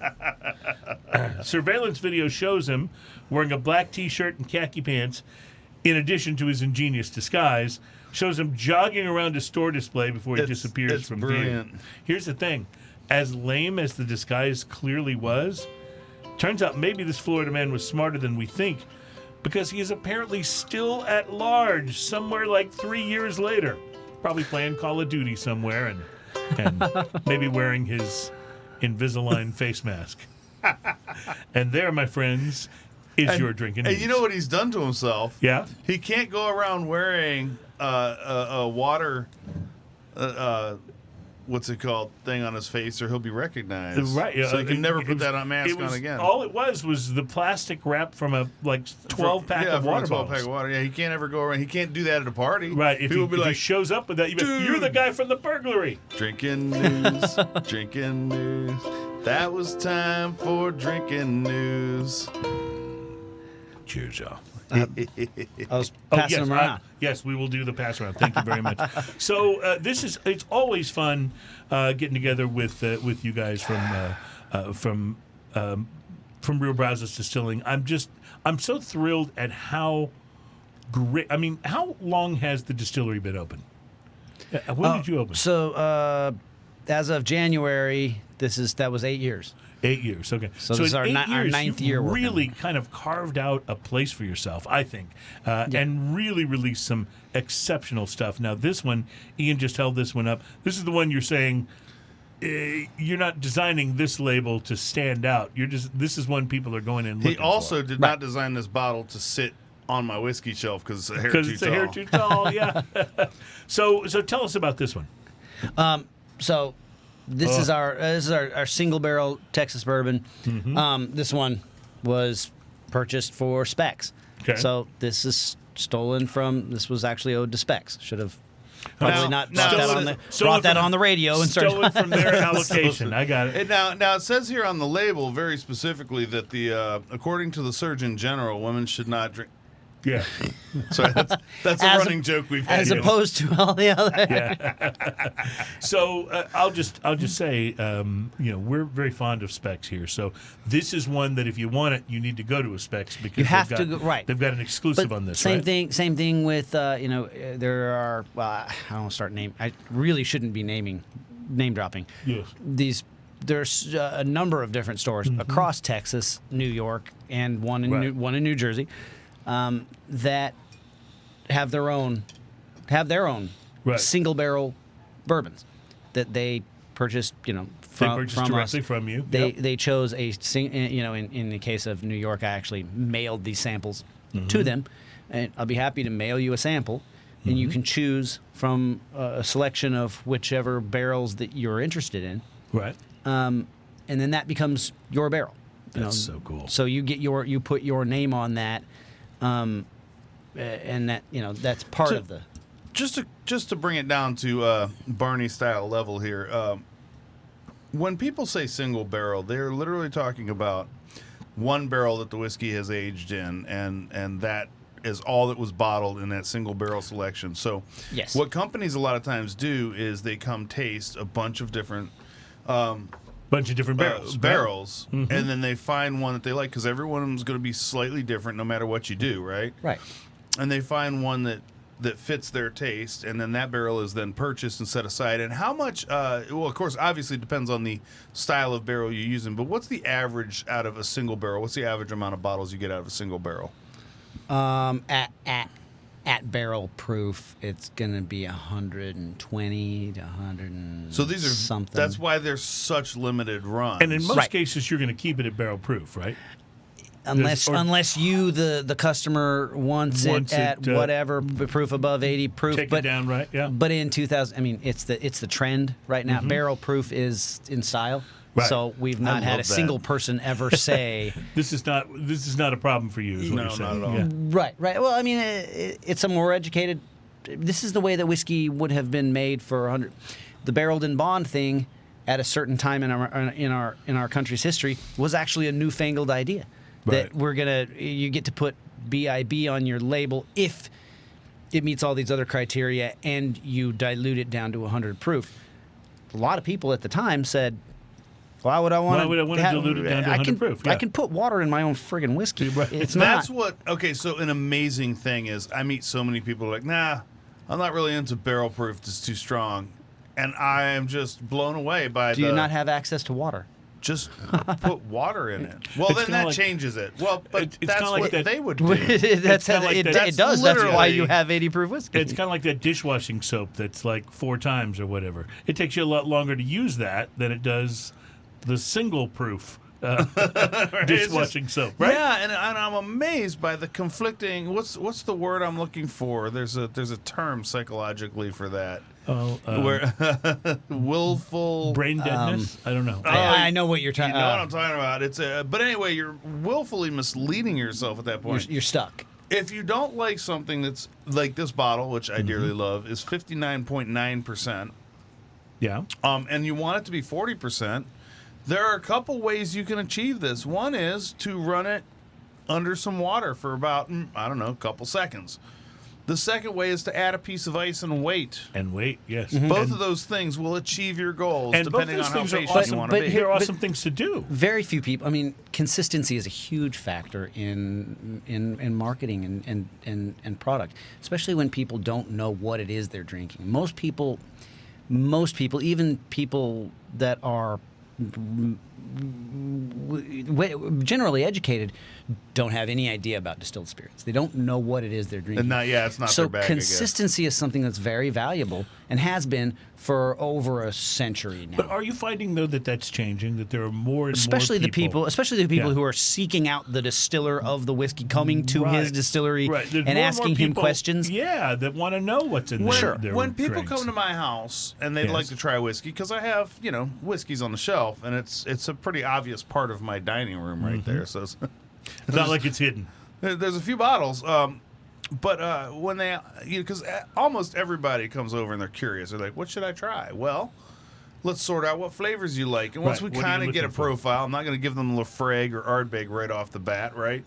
But once we kind of figure out what flavors, a lot of times I'll say, well, this fits your profile. But for instance, this one, which has a lot of chocolate and corn. And speaking of flavors. Yeah, and sweetness, and then the finish with the mineral and the vanilla, but it's a little hot. Well, what do you mean by it's a little hot? Well, it's got some almost 60%. Yeah. So my suggestion is try it neat, and then add water until you like it. Yes. Or ice. And that's all you got to do. Really Or like ice. The ice. I actually like ice because most people will eventually go to the ice. Well, I actually like ice. I'll try stuff neat, and there's certain whiskeys that I like neat better than I like watered down or ice down. But in any whiskey, I'll try a chip of ice, and I'll let it sit in there, and I'll try the whiskey cold because you get a lot more of the brighter flavors and the fruitier flavors out of it generally that way. And then as that ice melts in, you're going to start getting the release of all the different things that you can't taste when it's at full strength. And you usually get more floral and things like that. And then as it warms up again, you get more of those darker, maltier, chocolately flavors. And that's a great experience. That's the experience of drinking a single barrel bourbon is, knowing, getting that and knowing that and learning all that about yourself as well as the bourbon. But most people have a good idea of how much 80 proof whiskey, how many shots, 1.5 ounces of 80 proof whiskey they can drink and still get in their truck and drive all the way home. But there's an irony to that. Exactly. Because while most people understand that, they don't always follow that. Well, right. But it's stuck in your head. Yeah. You know, and when you start introducing, well, this is what hell, I don't even know. What is it? 59.9? Yeah, this was 59.9. 59.8. So all you have to do is put in 200 milliliters of water into a 750 milliliter bottle, and that will bring it down to around 80.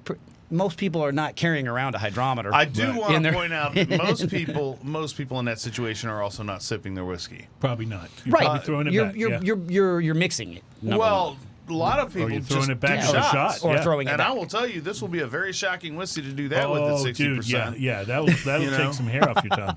Okay, so like there's that's the funny thing at the tasting room when you have young guys come in and they do that thing where they got it. Tap the I table. don't What understand is the tap the that. table I've thing? still don't understand. I never do that. I looked it up on Google and I still don't get it. It's you tap it on the table and then you look at each other and then you all throw it back down your throat so you don't taste it. God help you. Yeah. If you taste whatever it is you're drinking, and you try to tell people, and it's 90 proof. Oh, it's too late. You might want to. Yeah, you may want to have a water now. Case in point, for years, I mean, you don't always know how to drink, especially when you're a kid. And for years, it was a tradition in my household on Christmas Eve. We'd sit out in the garage. We called it Manland. It was me and my brothers and my dad. And we drink Wild Turkey, and we just take big old swigs of it. Big old swigs of it all the time, just doing shots right out of the bottle, right? Years and years later, I actually took a shot of Wild Turkey, and I took a sip of it. And this is recent. This is like within the last 5. And I went, this is actually pretty good whiskey. There ain't nothing wrong with this. How much of it did you waste when you were... Right, exactly. That's exactly true. Same thing with tequila, like... People, honestly, if you're shooting tequila, you're not drinking the right tequila. If you have to shoot it, don't buy that tequila. Right, exactly. Spend Same a couple thing with your bucks whiskey. More. We can recommend you some very good, inexpensive tequilas that are worth sipping. Absolutely, we can do that. Ian, before you pour the next beer, which is this which Baltic is about porter. to happen. I'm sorry. I'm like... got my hand no, on I saw you cradling that lovingly. Before you open that up, let me ask you to put your hand out where the camera can see it here. Just your hand. I just want to see it. Now, you're a guitar player. You're a crafter of instruments. Have you ever been much of a fighter? You gotten in a few fights? There's been a few in my life. Let me see your fist. But I'm not exactly like, going out finding fights. Sure, I understand. But like, if you got in a situation where you needed to, let's say, defend your wife's honor? Some training and random things, yeah. Let me see the fist again. It's a pretty good-looking fist. The reason I'm auditioning you here, because the company that does Fistful of Bourbon is looking for a fist model. Huh. And they're going to pay up to $100,000. So I'm thinking maybe the Iron Fist of Ian Barry here. How does be this the look? Fistful of Bourbon. I like this it. Look like. I like it, but I think holding the Rio Brazos bottle is not likely to get you the Fistful of Bourbon. I'm just trying it out on a whiskey bottle. I understand. It is an open casting call, by the way, if anybody thinks they have the fist for the job.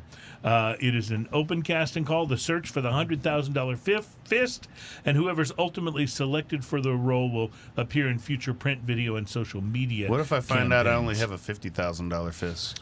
Then I'm guessing you wouldn't get the job. But I'd still... I'll hire you. See, but not for $50,000. I liked your fist wrapped around the Rio Brazos, though. That was working for me. That was working for me.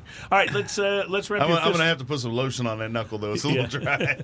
Let's wrap your fist around this SaltFire porter, because it looks quite interesting to me. This is a SaltFire barrel-aged Baltic porter.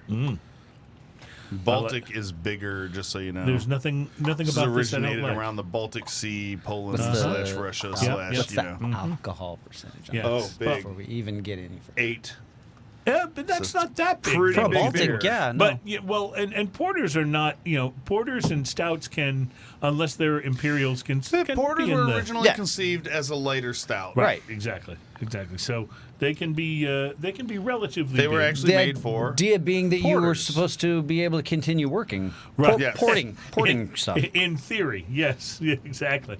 unless you live around the Baltic Sea. In which case, In which case you're doubling it. yeah. Or maybe people drank a lot more alcohol and had higher tolerances. Well, I think, isn't it true that generally speaking, people in colder climates have a tendency to drink more alcohol? Yeah. I think that's true, right? And this makes I would sense. say so. And bigger alcohol. Probably, Limited too. edition series aged in rye barrels. This is 8% by volume. Let's see what it says on the thing. Brewed and bottled by SaltFire. They're out of Salt Lake City. I know that. Salt I love Lake that City, name. Utah. SaltFire. SaltFire proudly presents our limited edition series of barrel-aged craft beers. We've taken our most unique beers and aged them in bourbon barrels, imbuing them with flavors from the natural world. When you open this bottle, dark and light notes meet and produce complex aromas followed by rich, enhancing flavors. It's our version of Mad Brewery science. Share one with a friend and you'll agree there's a method to our madness. Ingredients: malt, Munich Pilsner, Crystal Special, B, pale chocolate hops. Chocolate. Okay, hops are, I can't pronounce that, Magnum and Styrian Golden.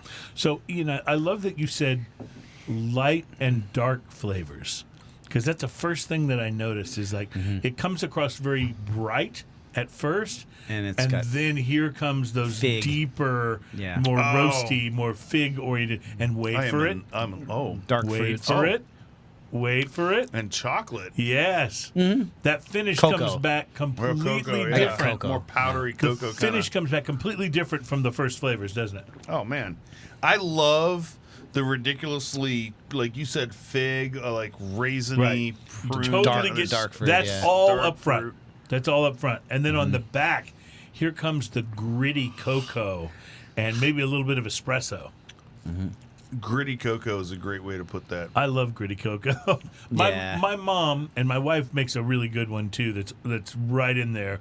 But my mom she spoiled me because she used to make homemade chocolate frosting when she would make a cake, and the way she made it, I don't know, it was always gritty.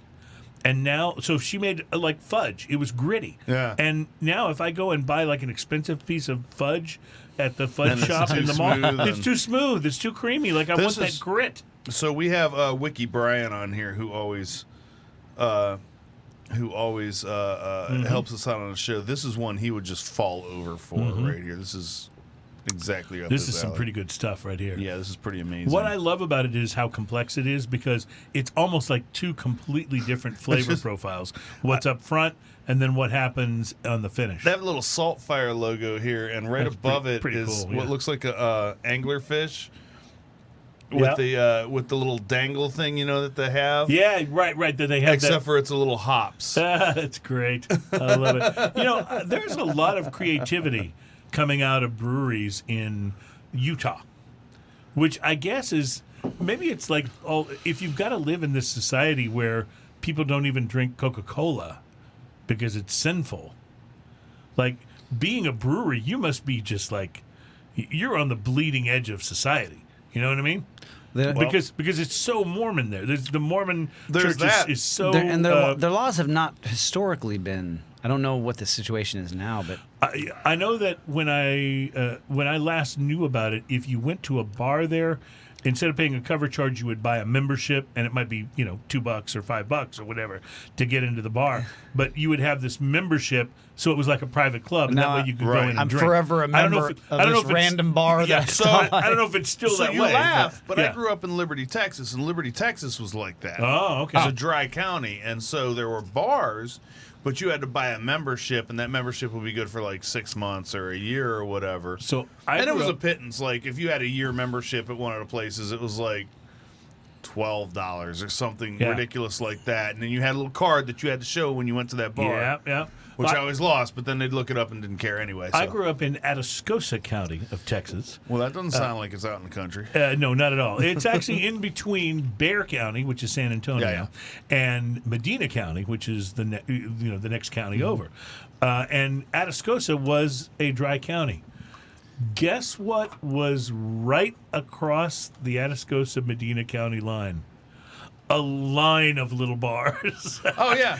So it's like coming outside of Liberty. Yeah. Every single county line didn't matter what road that went out. You go 146, you go Highway 90, 146 in the other direction, 90 in the other direction. As soon as you hit a county line, liquor store. Yeah, absolutely. And if you're, I remember the wagon wheel. If safety everybody is, went to the wagon wheel.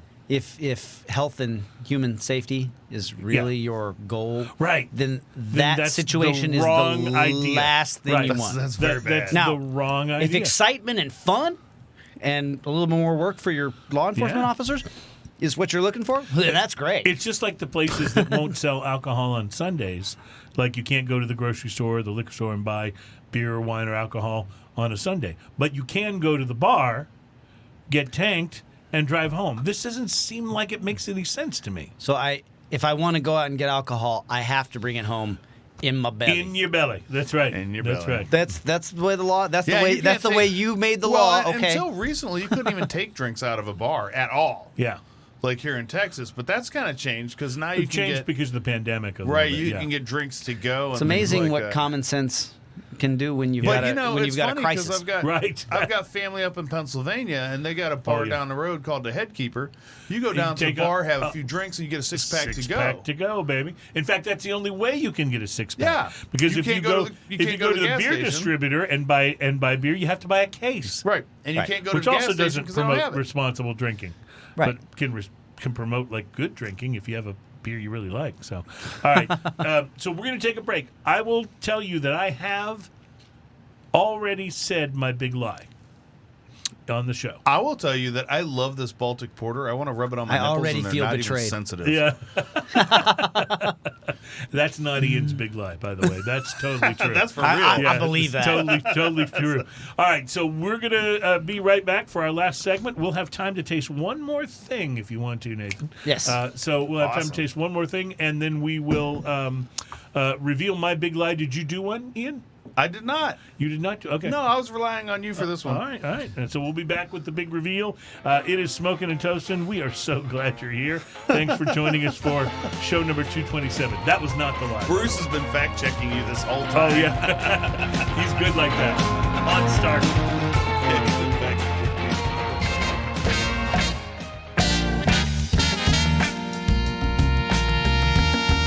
Welcome back. It is Smoking and Toasting. We are so glad to have you guys on the program and glad to have you here for episode number 227. We are definitely halfway to 300, and that's very exciting.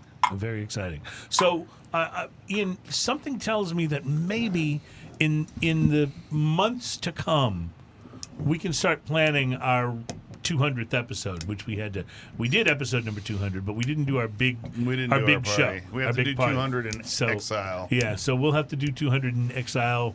I don't know, sometime soon. People are getting vaccinated. Soon we'll be able to gather, right? It won't be long. Yes, I'm hoping. I got my have our fingers vaccination crossed. party. Yeah, that's what it'll be. Smoking and Toasting vaccination drinking party. I love it. It's a wonderful idea. Nathan Barkman is our special guest. Nathan is with Rio Brazos Distilling. First of all, let me just say I'm so thrilled that you guys have been okay through the pandemic, because you mentioned that some of your brothers in arms at some of the other craft distilleries have not been able to make it, and it's that's a bummer. I know that I feel like that in the distilling business, in the beer business, the cigar business, that competitors are competitors, but there's still a bit of brotherhood and camaraderie among the people who are doing this for a living. Is that fairly accurate from your point of view?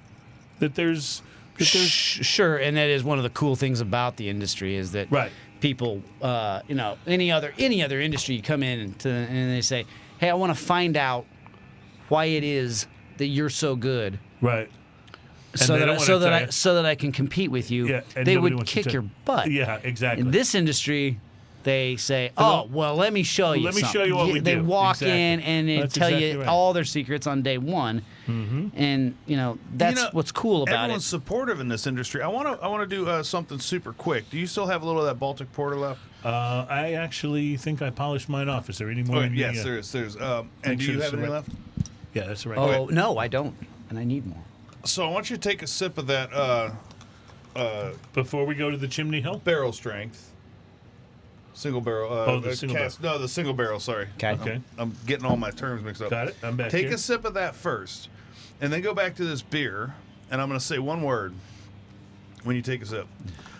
Marshmallows. Ooh, yeah.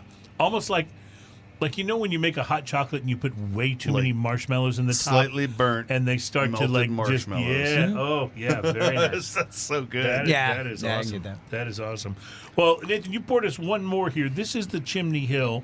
This is the bottle you have that looks different from all your other bottles. What is it about this one that's different? Well, and what made you decide to the rights go to with a square bottle? So the rights to this are not owned by me. Okay. I don't own this label. So how did it happen then? So somebody else came to me, and they wanted their own whiskey. Mm-hmm. So they selected a barrel, a distillate, yeah. In the future, the same customer wants to basically decide from the mash. Okay. He wants me to make the whiskey for him, and then take it through fruition. Take it through the process, yeah. But for this, he basically just he chose the most infused, the most infused bourbon. Sure. And each time that he's purchased it after, he chooses the most infused of our 2-year plus barrels. Okay. So this is a straight bourbon. Mm-hmm. It doesn't say that on the label because they wouldn't let me call it what it is. Because it has been finished in Sauternes casks. Okay. That doesn't make much sense to me. So what does the Sauternes cask add to this whiskey? That's the debate. You basically just tasted the bourbon. Right. And it's a 2-year plus bourbon. So there's really no difference between this and this, except for the Sauternes 3 finish. months that it spent sitting. I'll tell you, 25 gallons sitting in a 53 gallon or a 60 gallon hogshead of Sauternes barrel. It's really so it's quite a good. lot of surface to volume ratio in the Right. wood. Mm-hmm. It's a little bit of wine actually because we get these Interesting. straight across the Atlantic, sloshing around.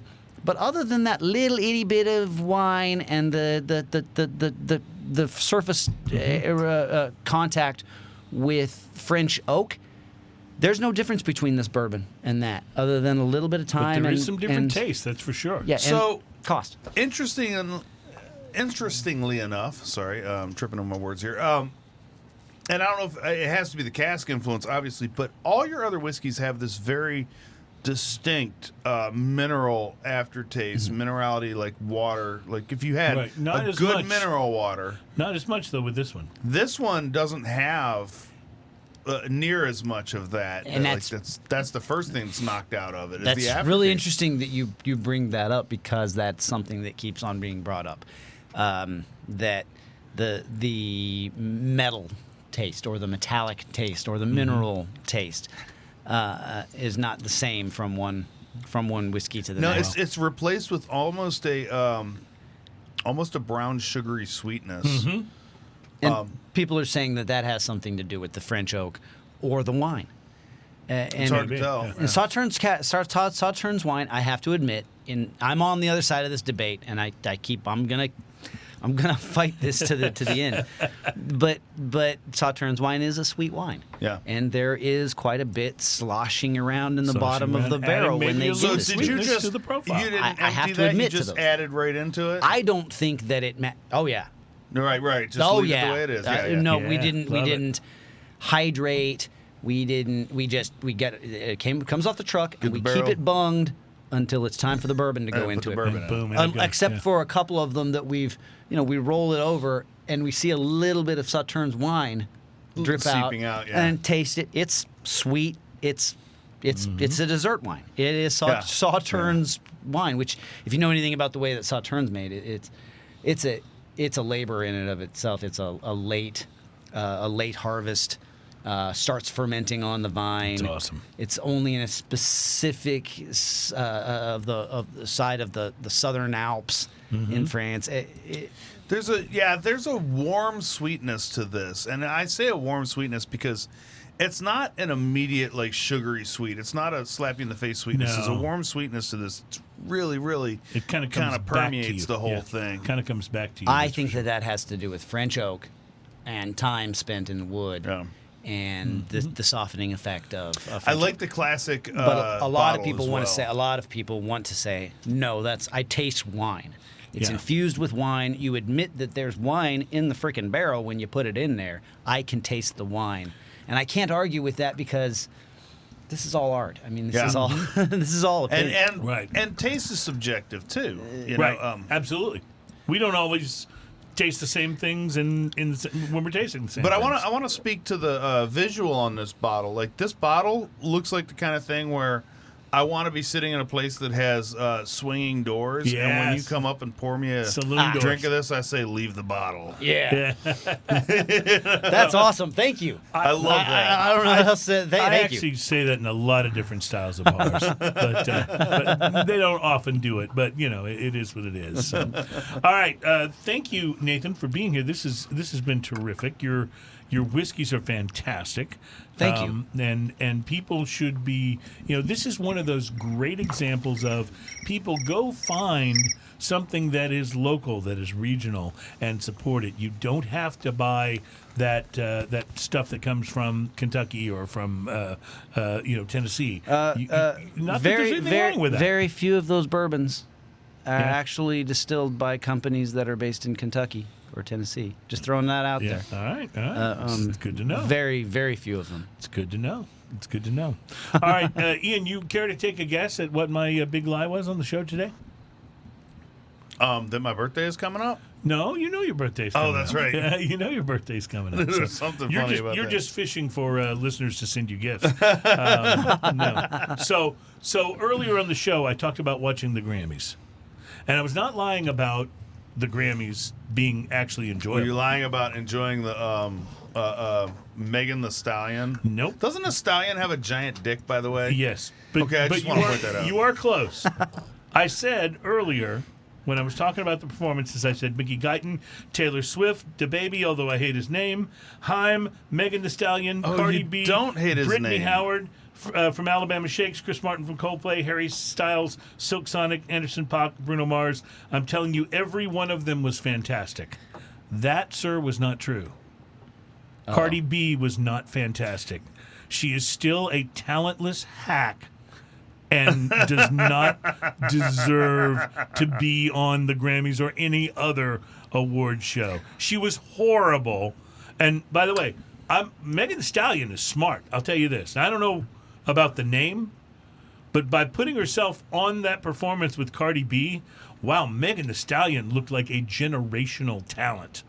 I mean, she looked and sounded amazing. It's like if you were playing guitar and you were playing and your duet guitar partner was somebody that didn't know how to play the guitar. You would seem like the master of the instrument. Well, I don't know. Like, I saw that part of it, and I thought that was just a travesty from beginning to end. Truly it was. But I can recognize some talent with Megan Thee Stallion. She can rap, at least. Cardi B can't rap. She can't sing. She can't even freaking speak. How did this person become a celebrity? Oh, wait, she was an Instagram influencer.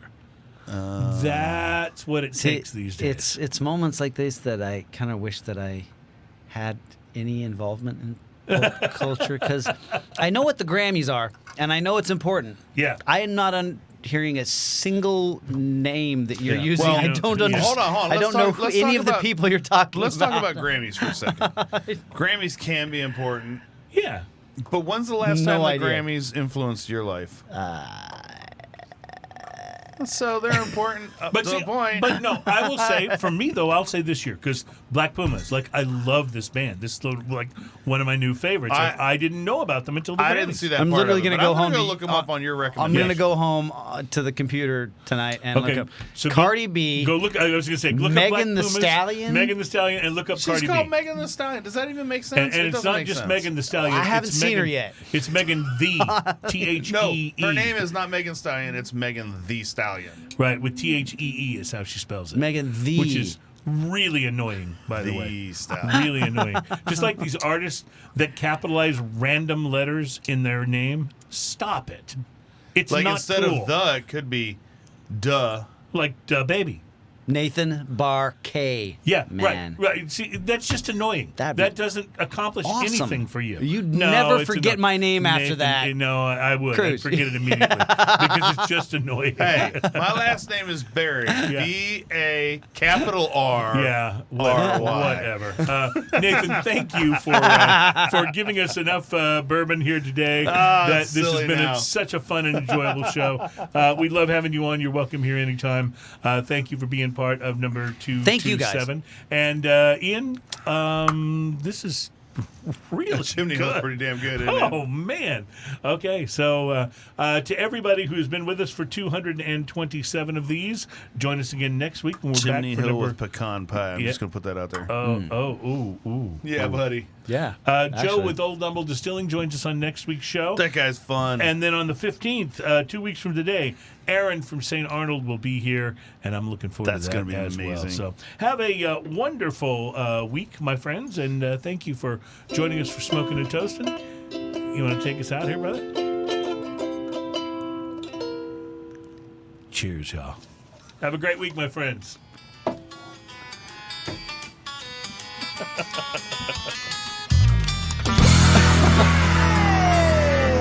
This is what you guys do. People will ask about all And I can This is awesome.